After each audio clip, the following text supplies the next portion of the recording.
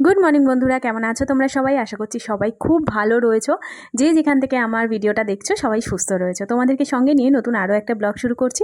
আশা করছি আজকের ব্লগটা তোমাদের খুব ভালো লাগবে।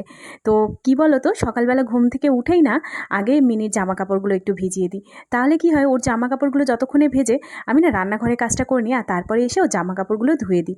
তো সুবিধা হয় আমার, কারণ ওর জামা কাপড় মানে বেশিরভাগ জামা কাপড়ই না খাবার লেগে থাকে।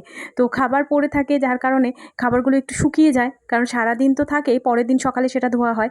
তো সেই জন্য না একটু ভিজিয়ে রাখলে সুবিধা হয়। আর এদিকে দেখো রান্নাঘরে চলে এসেছি। রান্নাঘরের লাইটটা না জ্বালাতে ভুলে গেছিলাম।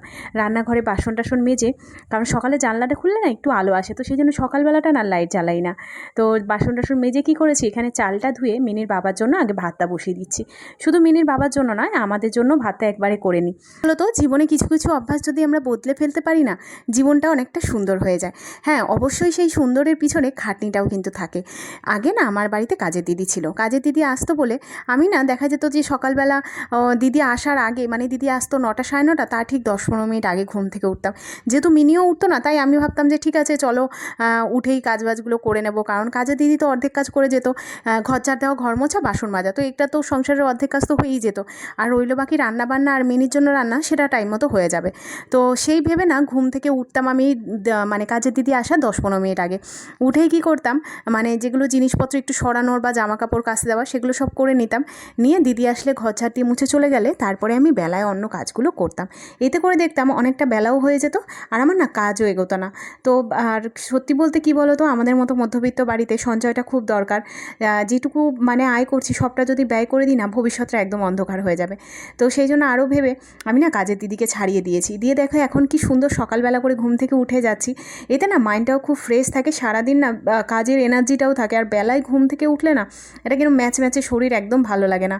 তো সেই জন্য সকালবেলা করে এখন মানে কাজের তাড়াতে উঠেও যাচ্ছি, সকাল সকাল সব কাজবাজও হয়ে যাচ্ছে। আর তার সাথে কিন্তু কাজের দিদিকে দেওয়া টাকাটা কিন্তু আমার বেঁচেও যাচ্ছে। তো এই জীবনটা সুন্দরের পিছনে একটু খাটনিটা রয়েছে, কারণ সব কাজগুলো আমাকে করতে হচ্ছে। তো যাই হোক, আমি মিনির খাবারটা একদিকে করে নিয়েছি। ওকে আজকে একটু ওটস দিয়েছি, আর সাথে না একটু কলা দিয়ে দিয়েছি। কলাটা আমি একটু ঘষুনিতে ঘষে দিই, কারণ না হলে না একটু দানা দানা থাকলে ও খেতে চায় না। আর কি বলো তো, গরম শীত বর্ষা যাই হোক না কেন, চা না হলে না সকালবেলা কাজ করার এনার্জি আসে না। তো এখানে মিনির খাবারের সাথে সাথে এখন করে আমি চাটাও করে নিই, তাহলে ওকে খাওয়াতে খাওয়াতে আমার চাটা খাওয়া হয়ে যায়। সবাই একসঙ্গে চাটা খেয়ে নিই। আর এদিকে দেখো সকালবেলায় হাতে ছ্যাঁকা খেলাম।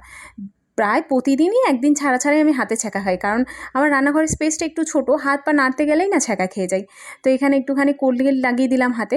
আর এদিকে আমার মিনি সোনাকে নিয়ে এসেছি, এখন ব্রাশ করিয়ে দেবো। ঘুম থেকে উঠে গেছে, আর এই দেখো এত পরিমাণে দুষ্টু হয়েছে, একদম আমাকে ব্রাশ করতে দেয় না, করতেই দিচ্ছে না কোনোভাবে ব্রাশটা। ও নিজে নিজে একা একা ব্রাশ করবে, কারণ ওর মনে হয় ও অনেক বড় হয়ে গেছে, সব করতে পারে। মানে কোনো কিছু একবার যদি দেখেছে, সাথে সাথে ওর কপি করা চাই সেটা।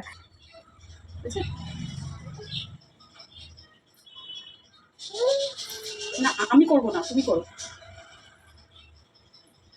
করো। এখন অলরেডি 9:30 বেজে গেছে। মিনিকে তাড়াতাড়ি একটু মুখটা ধুয়ে দিচ্ছি, কারণ এরপরে মিনিকে খাওয়াতে বসার আগে মিনির বাবার ভাতটা আমাকে রেডি করে দিতে হবে, যাতে বেরিয়ে যেতে পারে। কারণ মিনিকে খাওয়াতে বসলে তো আমার 1 ঘন্টা, তার মাঝখানে আমি কোনো কাজ করতে পারবো না। তো এখানে মিনির মুখটুক একটু ধুয়ে দিলাম।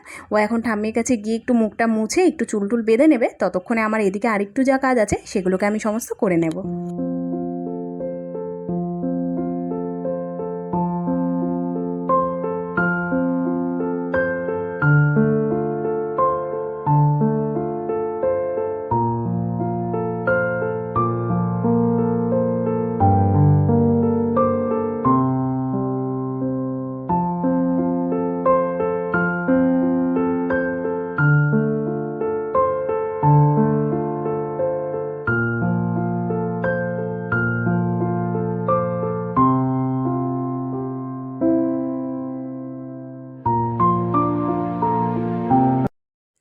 আজ একটু বেডশিটটা চেঞ্জ করে দেবো, সেই জন্যই না সকালবেলা উঠে আর বিছানাটা গুছাইনি।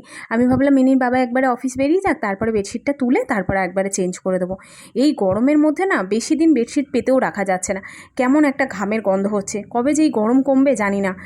বৃষ্টি তো হওয়ার কোনো নামই নেই, চারিদিকে বৃষ্টি হচ্ছে, তবে আমাদের এখানে বৃষ্টি নেই।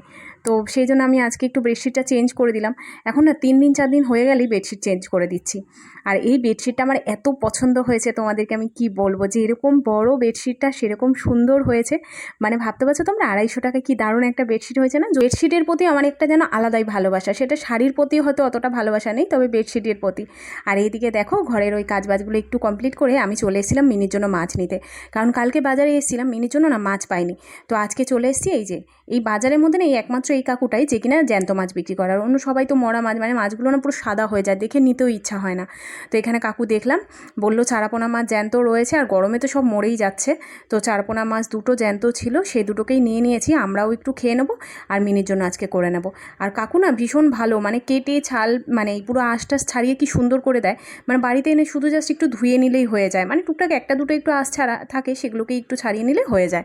তো এখানে দেখো মাছগুলোকে ভালো করে আমি ধুয়ে নিচ্ছি, আর আজকে না একটু ঝিঙে আলু দিয়ে পাতলা করে মাছের ঝোল করব।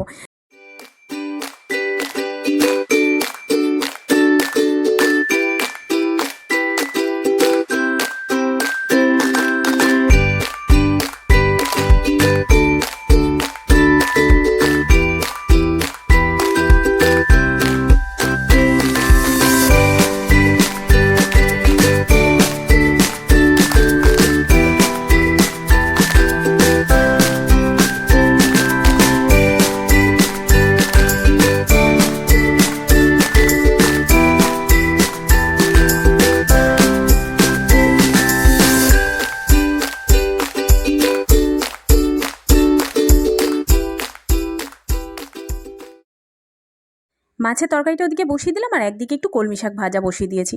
হাতে একটুখানি সময় রয়েছে, তার মধ্যেই না আমাকে এই মোছামুছিগুলো সেরে নিতে হবে।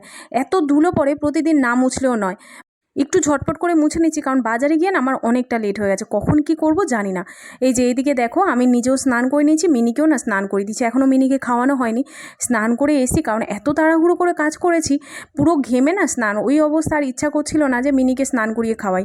তো সেই জন্য আমি নিজে স্নান করে মিনি জামা কাপড়গুলো নিয়ে এসে একটু গুছিয়ে নিয়েছি, নিয়ে তারপরে মিনিকে খাইয়ে এই যে দেখো ওর জন্য এখন মুসম্বি জুস করে নিয়ে এসেছি, এটাও ওকে এখন খাইয়ে দেবো। আর একটু বেলা করে আজকে যেহেতু খেয়েছে তাই না একটাই লেবুর রস করেছি।